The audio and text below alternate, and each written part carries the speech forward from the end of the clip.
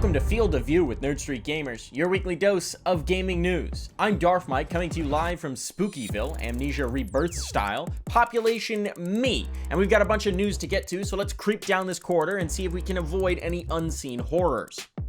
In the slow drip of information about the next generation of consoles, we've got a surprising factoid for you folks. The weight of the standard PlayStation 5.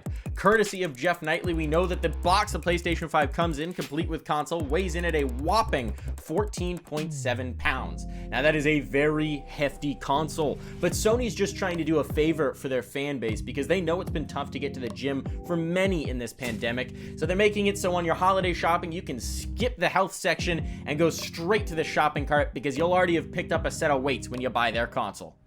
Speaking of PlayStation, one of PlayStation's iconic franchises is going to be coming to life on the big screen.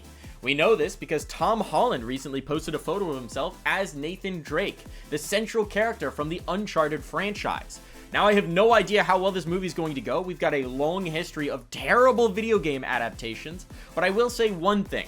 All of the madcap, daredevil, quick time event type scenarios that Nathan Drake so often finds himself in are going to be a lot less tense when Tom Holland can just Spider-Man his way out of the situation.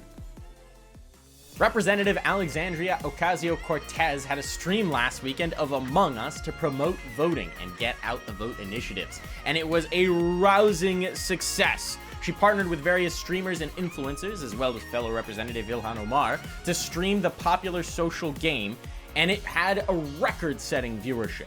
It was the third highest watch stream of all time on Twitch by an individual, setting a peak of over 440,000 concurrent viewers and averaging well over 300,000 viewers for the duration of the stream.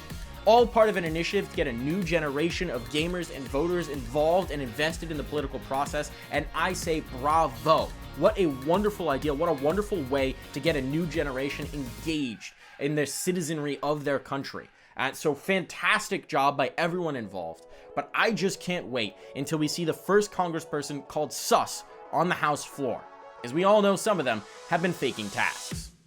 Watch Dogs Legion is dropping on October 29th, the newest game from Ubisoft and the next game in the Watch Dogs series. This one sees you in a near future London, where the country and the city itself have been taken over by a private security firm called Albion that has used a group of protester hacktivists called DeadSec as a scapegoat to seize more and more power from the government. And now this is a strange scenario where militia walk the streets and beat down protesters, and you have to ignite the revolution with anyone at your disposal. You can take on the form of any character in the city, provided you find out enough information about them and recruit them to your cause, and they've got a variety of different abilities. Whether you want to be an old pensioner with a gun in her purse, or a high-flying drone pilot who can sail right over security, there's a million different ways to approach scenarios. Now, the setting is strange and wild, but in any other year it would seem like distant dystopian science fiction. In 2020, it feels like it might be mid-November. New details have emerged about Apex Legends Season 7. There's going to be a new map, Olympus. There's going to be a new vehicle, the Trident, on that map. There's going to be a new legend, Horizon, whose story appears to draw very heavily from a certain movie named Interstellar. Seriously, she's a scientist on a world with a resource crisis where in order to help the person most precious to her, her young child, she must travel to the ends of the galaxy into a black hole to collect a resource. Only then she is betrayed by her compatriot and sent into the singularity where she doesn't age a day, but everyone back home ages 100 years until she finally escapes, finds her way to the Outlands, and apparently decides the best way to correct this is to participate in a battle royale. I don't know when they changed Matthew McConaughey's character into a tall, red-headed Scottish woman, but whatever Respawn's doing, I'm sure it's going to be alright.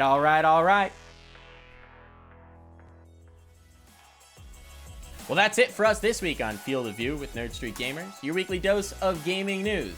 Now, I'm all wrapped up, so I'm going to go ahead and head out of here, and I hate jump scares. I hate them so much. This is why I don't play horror games.